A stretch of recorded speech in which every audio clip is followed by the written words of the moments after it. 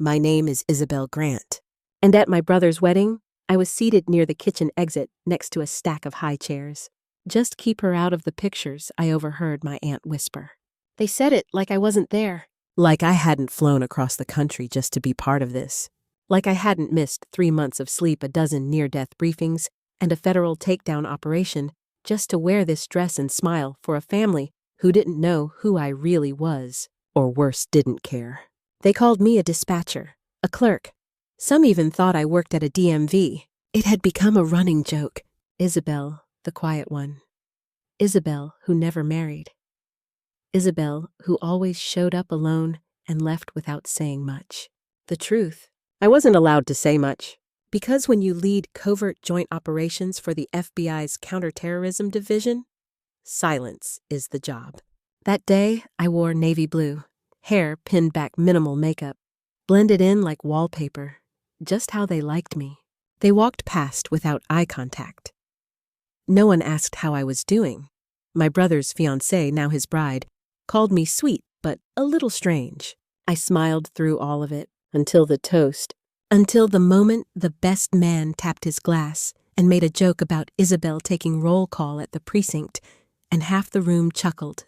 I saw my mother's lips twitch. My father didn't correct him. I looked down at my plate. I had hunted men across borders, decoded encrypted terrorist chatter, and negotiated hostage release protocols. But that moment, that silence, that was the loneliest I'd ever felt. I looked around at a sea of sequins and champagne flutes and realized they had built a version of me so small, so harmless, they could laugh at her in front of everyone and not once fear she might stand. They forgot I deal in secrets. They forgot I don't always play fair. And as I quietly excused myself from the table, I already knew how this night would end. Not with revenge, with revelation. Because in exactly 45 minutes, the FBI director would walk through those doors and everyone who ever looked down on me would stand up. It wasn't the first time. When I was 8, I got first place in a statewide math competition. My mother told me not to brag too much because my cousin had just made the cheer team. When I graduated summa cum laude from Georgetown, no one flew in to see it. My brother's minor league baseball tryout got all the travel budget. Every victory I had was quiet, uncelebrated, efficient. So I learned to stop expecting applause. I let them believe I was ordinary, mundane. The cousin who got left out of group chats. The one you didn't have to impress or remember to seat properly at weddings. And that worked for me, because while they were posting pictures and swapping recipes, I was being flown to undisclosed locations under aliases, briefing senators in soundproof rooms, and decoding the kind of messages that made the hair on your arms stand up. But I never said a word, because the badge I carry isn't for show, because the lives we save don't come with confetti, and because the enemy never looks twice at a woman no one notices. At least not until tonight. When I stepped outside that reception hall and took the call, I could feel it, the shift. The way the mission that had haunted me for months, the one I couldn't talk about, was finally closed. The FBI director's voice was steady. "You did good, Grant. You coming back in next week?" "Yes, sir," I said. "But I've got a family thing tonight." "Right?" He chuckled. "We're sending someone to deliver something. I think your family might want a photo." Click. I looked down at my dress, adjusted the pin holding my hair back. Then I walked back in, past the bartenders, past the women laughing about their bridesmaid shoes, past my brother who still hadn't made eye contact, and back to that table near the kitchen where the cake forks were mismatched and someone had spilled wine by my seat. No one noticed. Not yet. But they would. Soon. "Hey, Izzy!" My cousin called across the table waving a champagne flute. "You still working at that little call center?" Laughter followed, tight nasal. I smiled, just enough to be polite. My fork slid through a piece of undercooked salmon as I nodded. "Yep, still taking messages," I said softly. What I didn't say the last message I decoded led to the rescue of a kidnapped diplomat's child. What I didn't say, the man across the room with the crooked tie and glassy eyes had been under federal surveillance for wire fraud. What I didn't say, the security at this venue had been upgraded 3 hours earlier, not for the bride and groom, but for me. And still I sat, like wallpaper, like nothing. My niece climbed into my lap. "Aunt Izzy?" she whispered. Are you sad? I looked down at her, that little face searching mine. I shook my head. Not sad, sweetheart, I said, just waiting. For what? The doors. They opened, not dramatically. No wind or trumpet. Just the quiet hush of respect washing over a room. A man in a dark suit walked in. Then another. Then 3 more. All of them in sync. Professional, unmistakable. My mother stood unsure. My father blinked twice. And then the last man entered, tall, composed eyes, scanning the room until they locked on mine. He walked straight to me. A moment of your time, Lead Special Agent Grant, he said. The table fell silent. Napkins paused mid-fold. My cousin's champagne flute tilted, and I stood. Tall, calm, without shame. Yes, sir, I replied. What do you need? He handed me a plaque, not for show, for service. The FBI seal glinted beneath the lights. For Operation Solstice, he said. The director sends his regards. My niece clapped. Someone dropped a fork. And just like that, I wasn't invisible anymore. The applause was not loud. It was hesitant, confused. A few claps, a few shocked expressions. My niece's hands patted together with pure delight, the only one without calculation. The rest, they were trying to adjust, trying to understand what they had just witnessed and whether it changed anything they thought they knew. I didn't need them to clap. I didn't need them to be proud, but I wanted them to remember this moment, to sit with the weight of who I had always been while they were too busy laughing at who they imagined I was. I turned, following the agents back out through the reception hall. The plaque felt heavier now, not physically, but symbolically. It wasn't an award. It was a line drawn in granite between the past and whatever came next. We stepped into a side corridor, quiet and dimly lit. The tall agent beside me finally spoke. You okay? I nodded. I've been through worse. He smirked. Director thought this would matter to you. He was right, I said. The agent handed me a small folder, thick cream cardstock, sealed with a faint watermark. A new assignment. Encrypted file. Mission briefing. Standard protocol. Of course. Even now, even here, the work never really paused. But this time, it felt different. Because for the first time, I wasn't balancing 2 lives. The facade had cracked. My family now knew the outline of who I was. They wouldn't understand the depth, the danger, the details, but the illusion was gone. And with that came freedom, but also risk. As I slipped the folder into my bag, my thoughts drifted back to childhood, not for nostalgia, but as a post-mortem. I was 10, the first time I overheard my parents talking about me in the kitchen. My father sighed, saying, she's smart, but not impressive. Not like her brother. It stuck with me. So I stopped trying to impress them. I turned my attention inward to discipline, observation, and quiet power. I joined the debate team, took up Krav Maga, volunteered at the local precinct's records room just to read case files. By 16, I knew I would never be part of their narrative. So I started writing my own. The bureau wasn't a dream. It was a strategy. When my classmates were posting acceptance letters, I was already in communication with a military liaison. I knew what kind of agent I wanted to be. Not flashy, not loud. Precise. The kind who could disappear in plain sight. The kind who could sit at the kids' table and still be the most dangerous person in the room. My phone buzzed. A text from the director's assistant. Your ride is ready. Black SUV outside. Keep comms open. I stared at the screen for a moment. Not because I was surprised, but because I was ready. Ready to leave this reception behind. Ready to stop pretending. I turned back toward the double doors of the hall and paused. Because something inside me, the part still tethered to old wounds, needed to see their faces one more time. I walked back inside, and the room froze. I wasn't hiding anymore. I took a slow breath and stepped forward again, not as a guest, not as an invisible placeholder, but as a presence. The hall didn't erupt. It didn't need to. It folded into silence, into that electric space where realization and shame intertwine. My father stood awkwardly. My mother looked down as if ashamed not of me, but of herself. That was new. My brother. He opened his mouth to say something, but the words didn't come. I reached the center of the room, turned toward the table where I had sat just an hour ago next to the high chairs and spilled wine. I met their eyes one by one. My cousin who always called me strange. My uncle who mocked my little job. The bridesmaids who giggled every time I passed. No speech, no sermon. I just let the silence do its work. And then I said calmly, "Thank you all for the seat by the kitchen." It reminded me who I used to be and why I'll never be her again. The air cracked. Someone gasped. My niece clapped again. Then I turned and walked out, not in anger, in clarity. The SUV was waiting, black-polished, government-issued. As I stepped in, the driver nodded. "Evening, Agent Grant." "Evening," I replied.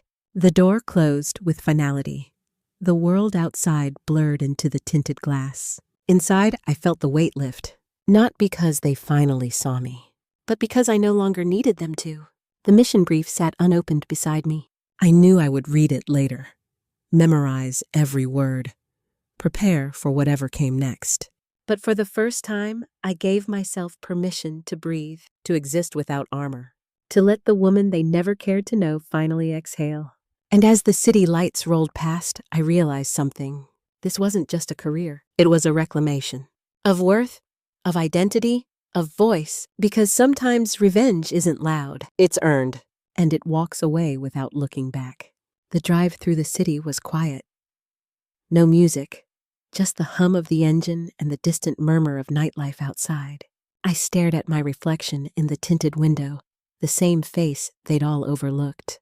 Calm, unreadable still. It used to hurt. The invisibility, the way they dismissed me with casual disinterest. It used to claw at something deep inside me, a need for recognition, for belonging. But now it felt like armor. Because while they celebrated birthdays and graduations and home purchases, I was learning to spot tail cars in traffic, to identify the subtlest tremor in a suspect's voice, to shoot straight after 3 days with no sleep. And no one ever saw it coming. That was the point. The SUV pulled up to a modest government building tucked between a pharmacy and a courthouse. No signage, just a keypad and a camera. I keyed in the code, scanned my badge, and stepped into the cool hum of fluorescent lighting. The agent at the front desk looked up. "Night briefing, Agent Grant." I nodded. "Solo file." He handed me a manila envelope. No words. We understood each other. I took the stairs, not the elevator. It gave me time to think. About the file. About what came next. About whether I was ready to step fully into a life no longer hidden. Not from the world, but from the people who were supposed to know me best. The briefing room was empty.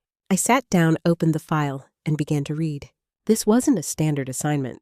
It was personal, not revenge. Accountability. The subject's name jumped off the page, someone who had once been close to our family. A former family friend turned political fixer.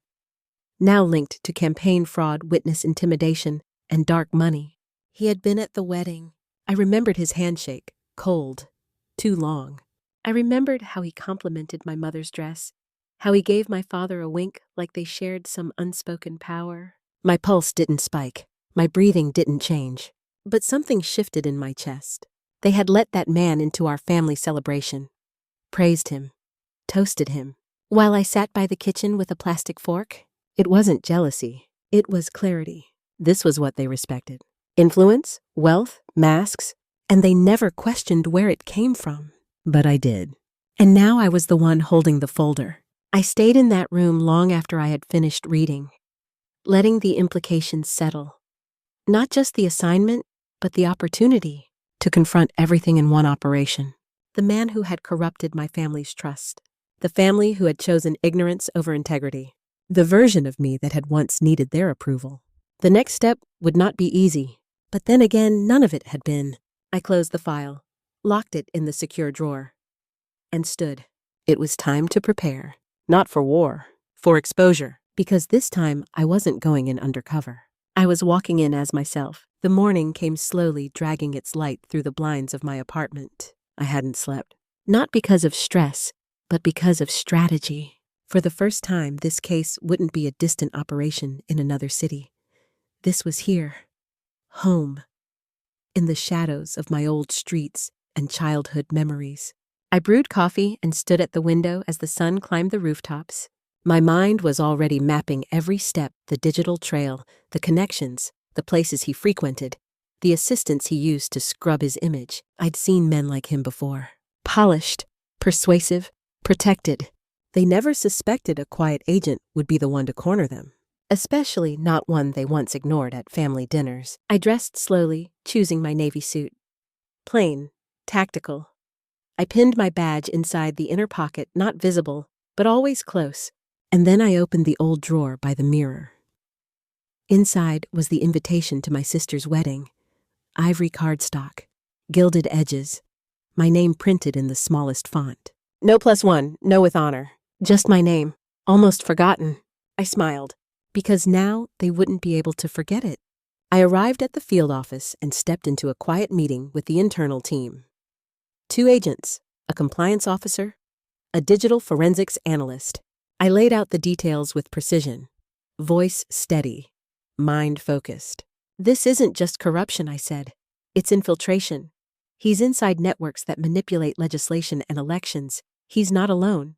They nodded. No one questioned my intel. The operation was greenlit. I assigned roles, drafted contingencies, and scheduled surveillance syncs. And still, beneath all the protocol, I felt it. Not rage, not vengeance. A strange, still dignity. For years, they had watched me sit in silence. Now, I would watch them from a different vantage point, from a place of clarity, with eyes trained to see what others missed. Justice wasn't always loud. Sometimes it walked into a ballroom, accepted an award, and said nothing. But it always arrived, and it was on its way. I didn't go to work the next day. Not to the field office, at least. My assignment was now in motion, but this part required solitude. Reflection. I took a long walk through the neighborhood I grew up in. Same cracked sidewalks, same sagging porches. The bakery on the corner still smelled like cinnamon, just like it did when I was 9. And yet everything had shifted. Not the place, me. I paused in front of the old church where we held every family milestone. Weddings, baptisms, even the funeral of a cousin I barely knew. I used to sit in the back pew, unnoticed, ignored. Just like at the reception. Except now, I was the ghost they couldn't forget. The breeze was cold. It carried memories. And regret. Not mine, theirs. I hoped. My phone buzzed. A message from my analyst. A full dump of the suspect's shell companies. Offshore accounts. Fake charities. It was all there, and it was worse than I imagined. Money moved in loops. Campaigns laundered through children's hospitals. Non-profits hiding PAC funds. Names of donors who had toasted champagne with my parents 2 nights ago. My hands trembled, not with fear, with fire. Because justice didn't feel like a badge right now. It felt like rage channeled into precision. I returned home and opened my secure laptop. Encrypted files, metadata strings, phone pings. The deeper I looked, the more the web unraveled. And right in the center, my father. Not directly involved, not criminal. But he had known. There were emails, photos, handshakes at fundraisers with envelopes exchanged casually. He had known who that man was, what he did, and he still let him raise a toast to my sister. Still let me sit behind the speakers near the catering staff. I leaned back in my chair, staring at the ceiling. This wasn't just about exposure anymore. It was about legacy. My name meant something now, not to them, but to the Bureau. To the people who knew me through action, not assumption. And I would not let that name be tethered to their rot. I began drafting the internal report. Tight, evidence-based, no emotion, no commentary. It would go straight to the ethics board, and from there to federal prosecutors. I clicked save, encrypted the file, logged off. Then I sat in the dark. For the first time in a long time, I let myself feel everything. The betrayal. The isolation, the absurdity that they could have loved me, if only I'd played along. I didn't cry. I didn't shout. I just existed in that quiet storm of truth, because the more I saw, the more I understood. This wasn't about being right.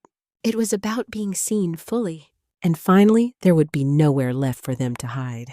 The next morning, I was summoned, not to the Bureau, to a private government site on the edge of the city.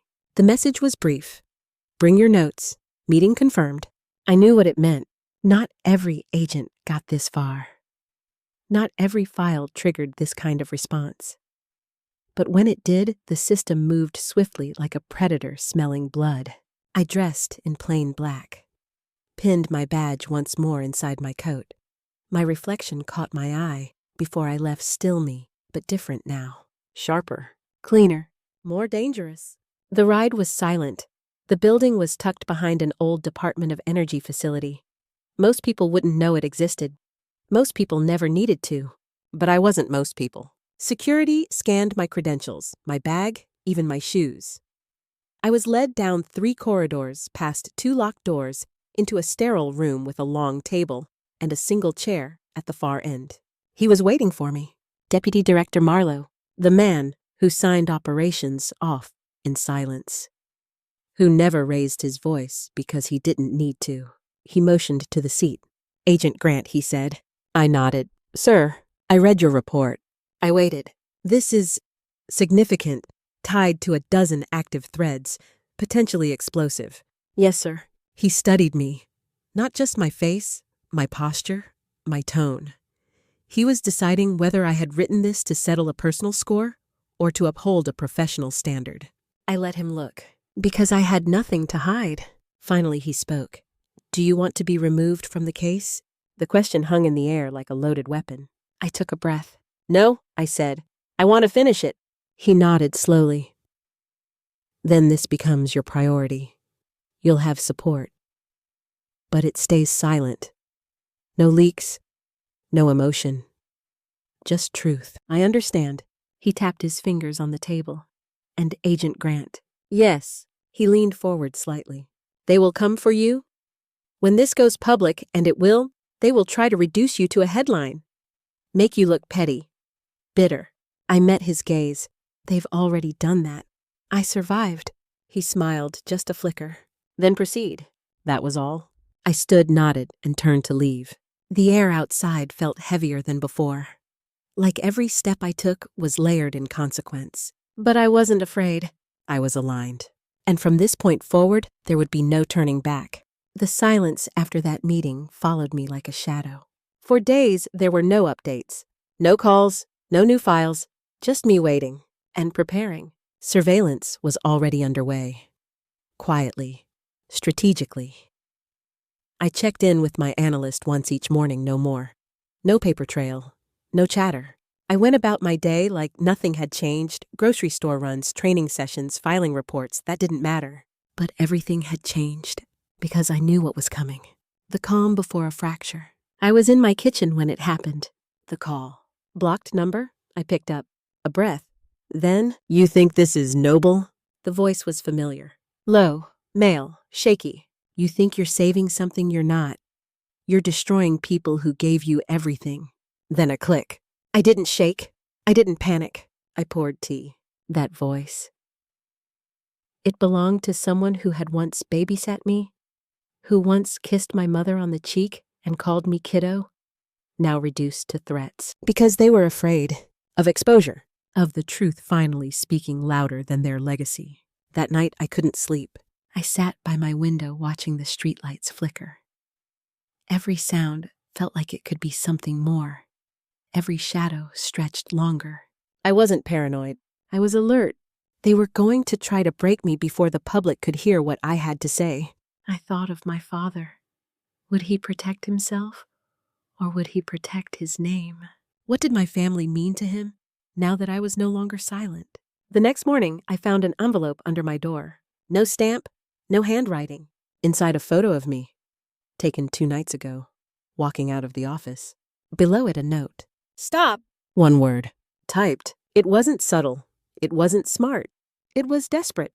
I drove straight to the bureau. No calls, no emails. Just my presence. Marlowe was waiting. I dropped the envelope on his desk. He glanced at the photo, read the note, then looked up. "It started," he said. "Yes." "You still in?" I didn't blink, especially now. "Then let's move." What followed was a blur of coordination. Security detail added discreet but firm. My apartment swept. My devices triple-checked. But the biggest shift, the operation went live. Official. My file was escalated to interagency review. The names within it triggered new subpoenas. IRS audits. Homeland Security backtracks. The suspect list tripled. And with each passing day, I became less of a shadow. People noticed me now, not because I demanded it, because they feared what I'd found. My family still hadn't called. Not a single message, not even after the story broke in whispers across the Capitol. Not even after news anchors started using words like corruption ring and political cover-up. I wasn't surprised. I wasn't hurt. They were never proud of me, just proud of the silence I used to keep. But now the silence belonged to them, and I wasn't going to help them fill it. I had my own voice now, and it echoed through every briefing room I walked into, every courtroom we submitted sealed evidence to, every press room that waited for the next drop of truth. This wasn't just a case. It was a reckoning, and I was its architect. I began working from an undisclosed site. The Bureau set it up in less than 12 hours, one of the perks of being a trusted ghost. It was bare-boned. No windows, one cot, one secure line. But it had what I needed: silence and access. I spent hours dissecting documents, analyzing voice transcripts, cross-referencing financial trails. It wasn't just data anymore. It was a symphony of secrets, every note leading to someone who had smiled for a camera while gutting the system. Every once in a while, I'd look up and see my reflection in the blank monitor. And I wouldn't recognize myself, not because I'd changed, but because I'd stepped fully into the person I was meant to become. No more asking for approval. No more waiting for someone to pull out a chair. I was at the table now, and I brought my own hammer. Around day 4 in isolation, the name appeared. My sister's fiancé. He wasn't just affiliated, he was laundering funds through a fake consulting firm that billed federal agencies. His signature was on 6 invoices. 3 of them had dates tied to campaign weekends at my parents' estate.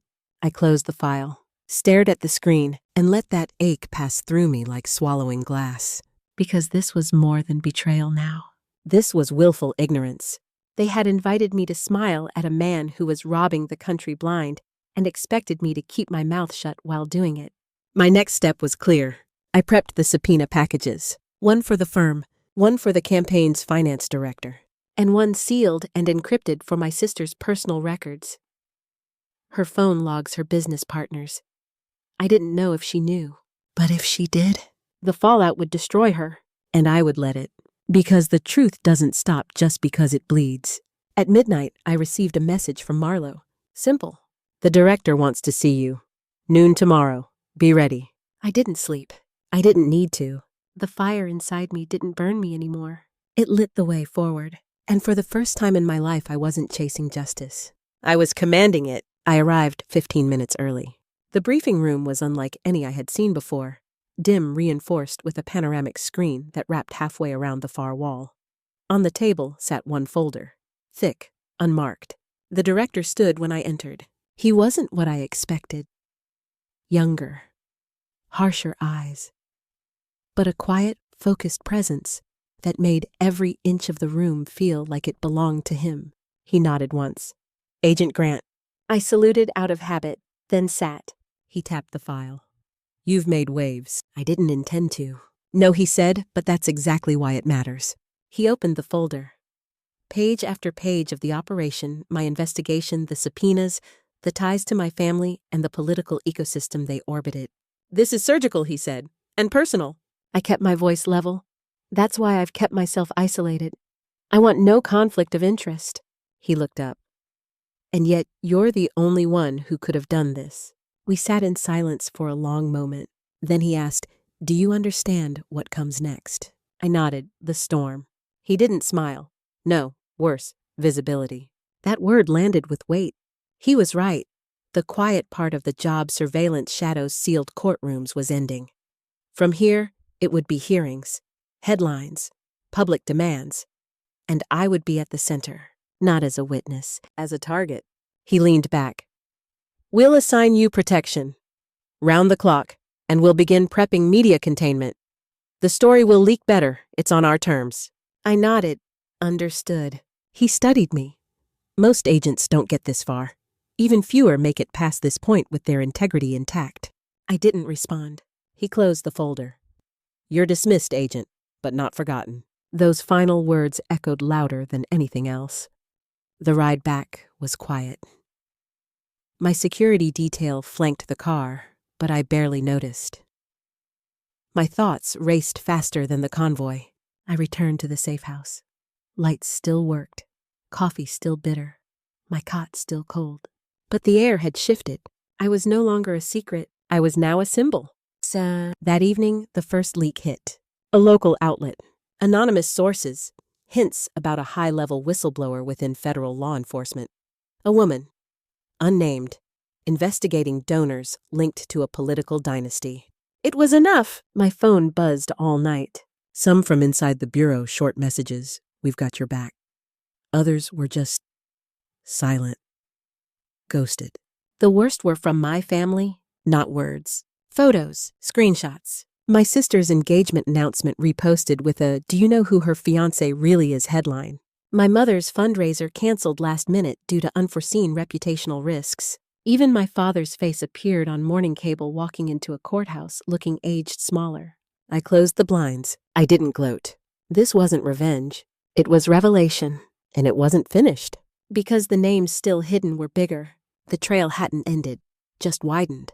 And I was still walking it alone. But for the first time, people noticed my steps. Not because I was loud. Because the ground shook where I walked. By morning, it wasn't just the local press. 2 national outlets had picked up the story. And while no one named me directly, the breadcrumbs were obvious to anyone who had been watching Washington long enough. A senior female agent, ties to legacy donors, corruption probe widening. Commentators debated whether it was internal sabotage or political theater. They speculated on whether the Bureau was cleaning house or tearing down rivals. They missed the point. This wasn't about politics. It was about rot. Deep, long-buried rot that stretched from private fundraisers to public policy. And I was the scalpel. Marlowe called me just after dawn. "We're accelerating," he said. "The director wants the first public filing by Friday." That was 3 days. "Which case?" I asked. He hesitated. "Yours? Mine." They were making my findings the cornerstone of the purge. I looked at the walls of my safe house, covered in timelines, affidavits, financial diagrams. I hadn't slept, but I felt wide awake. "Send the legal team," I said. The prep was brutal. Hours of testimony reviews, line-by-line cross-checking, rehearsing answers to questions not yet asked.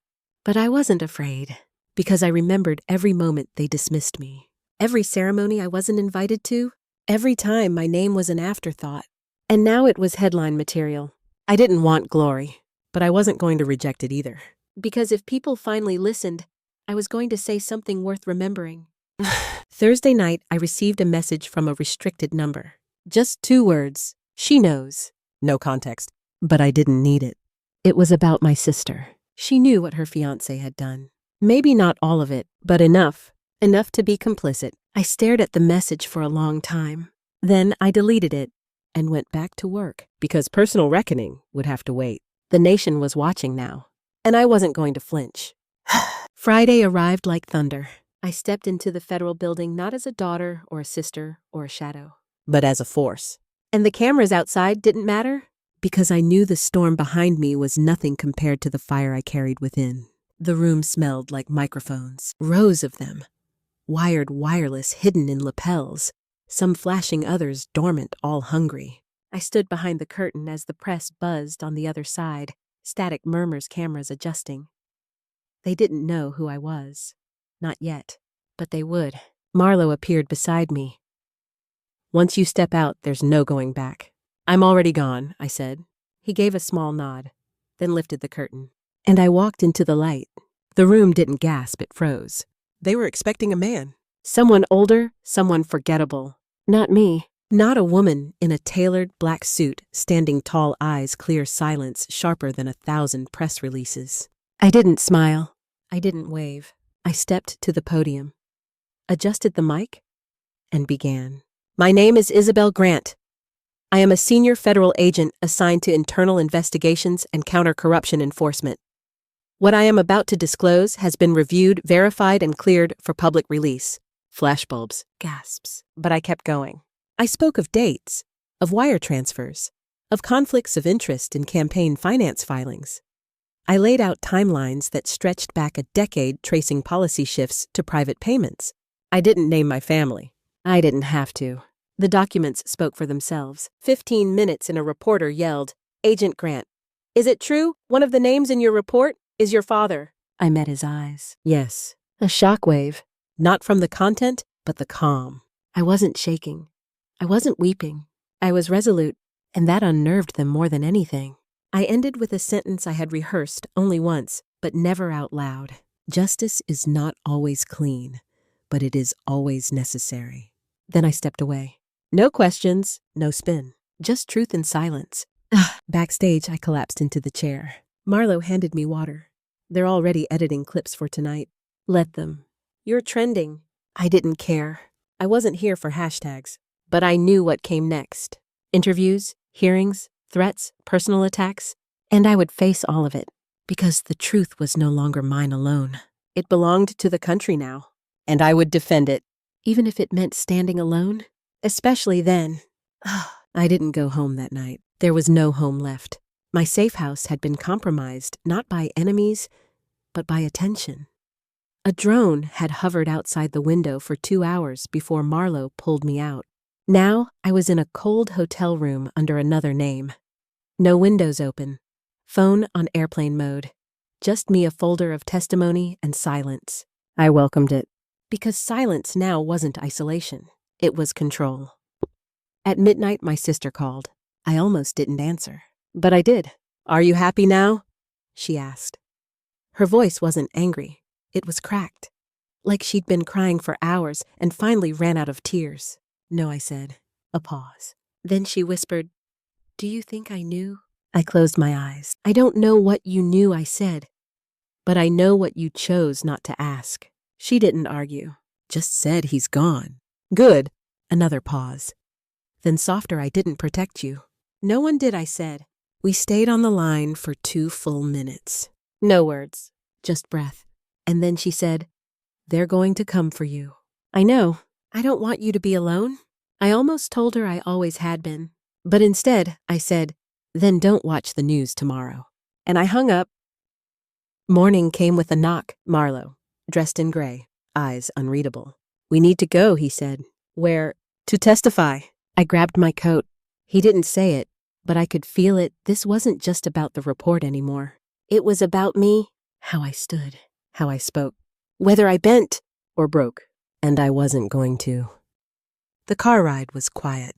The courtroom wasn't. Flashes, protests, cheers, jeers. But inside the chamber, it was cold, sterile, and full. Senators lined the front, cameras perched like vultures. They called my name. I stood, raised my hand, swore the oath, and sat down. This wasn't just about evidence now. It was about endurance, and I would outlast every one of them. The room was too bright. Every overhead light, every lens, every eye, all aimed at me.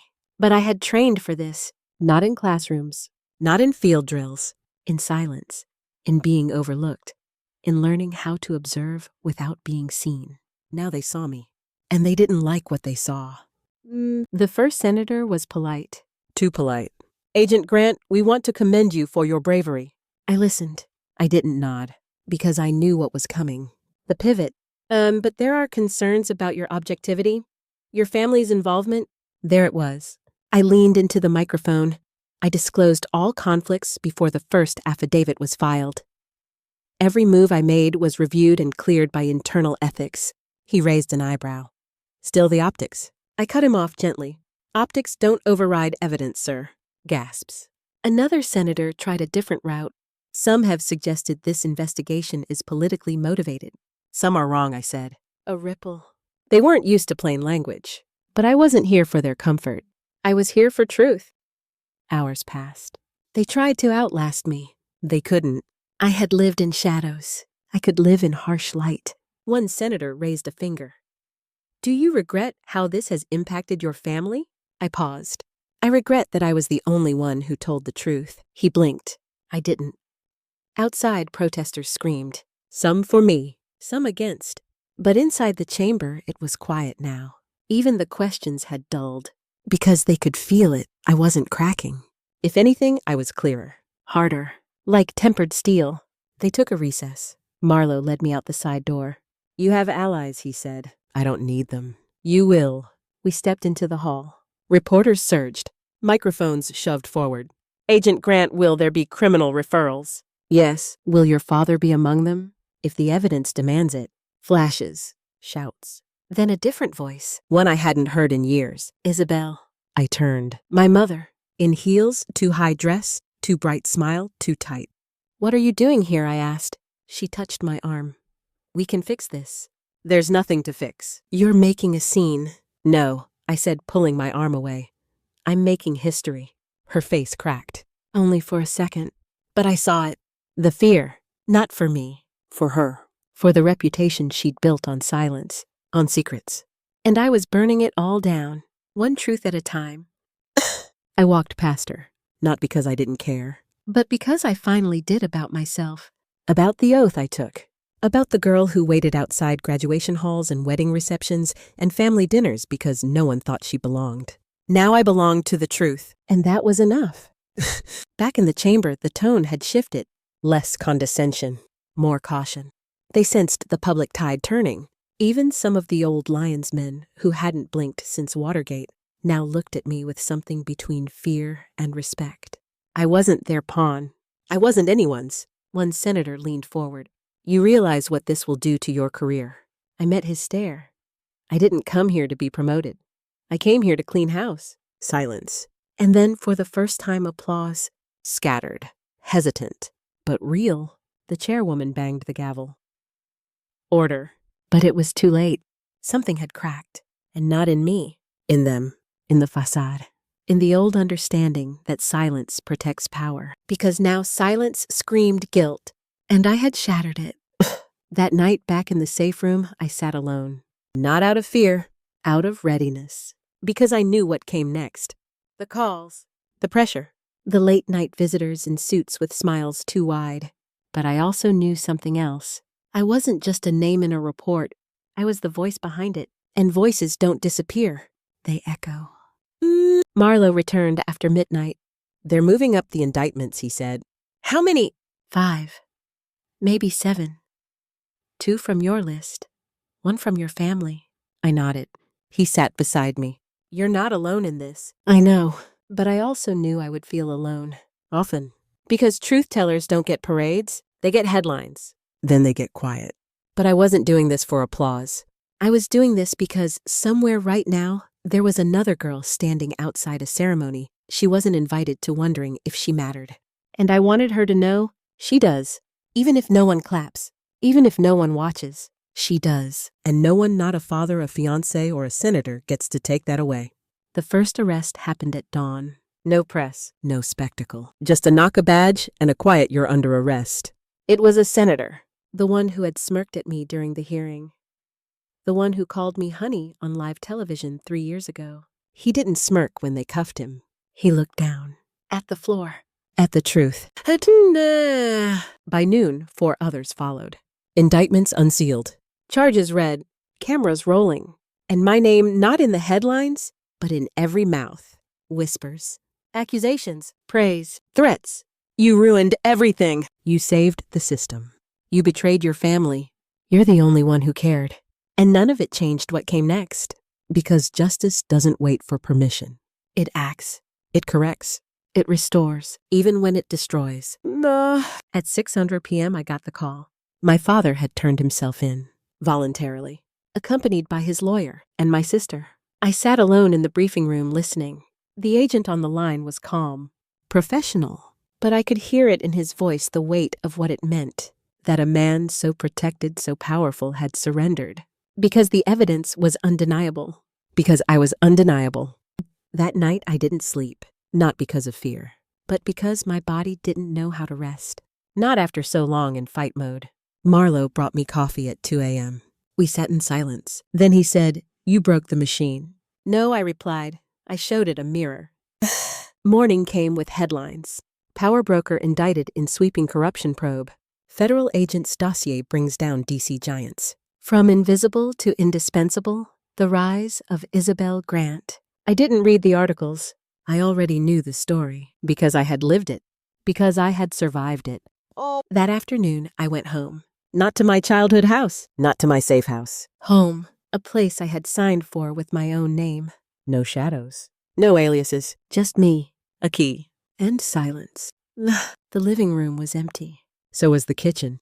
But on the dining table, a note. In my sister's handwriting, I couldn't face you. But I want you to know I was proud. Even when I was afraid. No signature, just that.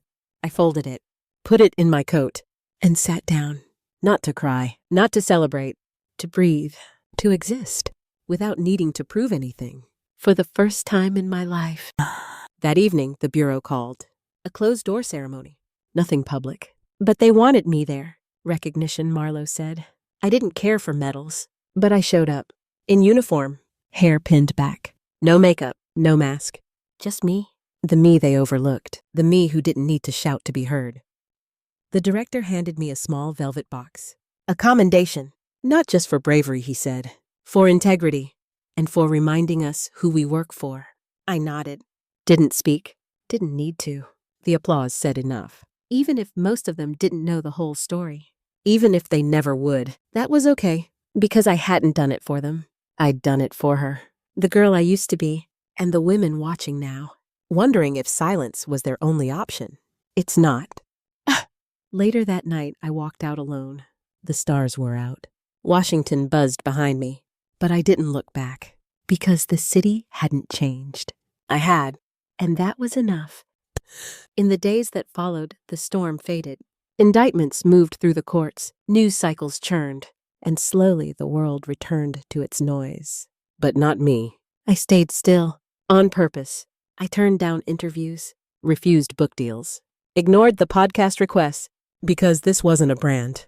It was a boundary. One I'd drawn in blood and truth. Marlowe asked once if I regretted not doing more. I told him this. I did what mattered. I spoke. I stayed. I didn't flinch. He smiled. Then maybe that's enough. It was. Not because the system was perfect, but because someone somewhere now believed they weren't powerless. That belief would echo. Even if my name didn't, especially if it didn't. It started with a letter. Not from the bureau. Not from a politician or a journalist. It was handwritten. No return address. Just one line on the envelope to the woman who didn't flinch. Inside was a note. I watched every second. You didn't just hold the line. You drew a new one. I stood up because you stood first. No name. No request. Just that, and it was enough.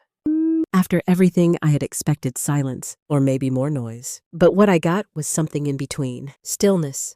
A life that didn't revolve around proving myself. A routine that didn't involve surveillance. Or secrets. Just mornings, coffee, books, walks, sunlight. I moved somewhere quieter. A town where no one knew my name. Where I wasn't the story. Where I could just be. Not Agent Grant. Not the daughter of a scandal. Not a headline. Just Isabel. That took time to get used to. At first, I waited for recognition. For whispers.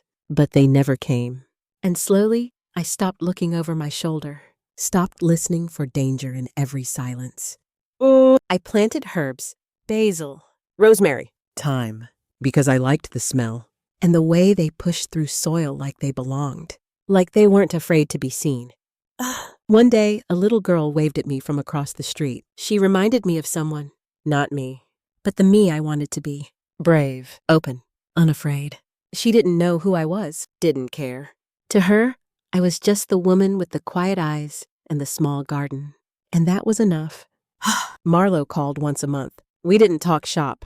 Just life. He got a dog. Named it Justice. Of course he did. We laughed about it. Then he paused and said, You were always the bravest one. I didn't answer. Didn't need to. Because bravery doesn't shout. It stands, even when shaking. Especially then. The cases went on without me. New agents rose. New scandals erupted. But I had already given what I could. Now I was giving myself rest. Permission to live. To smile without weight. To sleep without scanning exits. To belong to a place, to a moment, to myself. Years passed. The headlines faded. The trials ended. Some were convicted. Some walked. As always. But something had shifted. A precedent. A memory. A name that once meant fear, now meant integrity. Not because I forced it, but because I never backed down. The little girl from across the street grew up. She got into law school. Her mother told me one day, beaming, "She says it was you." I raised an eyebrow. "She doesn't know," I said. "She doesn't need to," her mother smiled. "She just saw how you live." One morning I stood by the window, tea in hand, wind brushing the curtains, and I thought not of the hearings or the cameras or the betrayals, but of the quiet after. The peace that came not from victory, but from choosing not to hide. That was the real ending. Not applause, not punishment, but presence. A life not defined by silence, but chosen stillness. A woman not erased, not elevated, just seen. Finally. And fully. Sometimes people ask me quietly, respectfully, if I ever think about going back. Back to the bureau. Back to the fight. Back to the machine. I tell them no. Not because I lost faith, but because I found something more valuable. Peace. Peace is not weakness. It's not surrender. It's clarity. And I fought too long not to claim it, to protect it, to sit in it, and let it soak into my bones. I keep the badge. It's in a drawer, next to the note from my sister, and the medal, and a photograph of me as a child.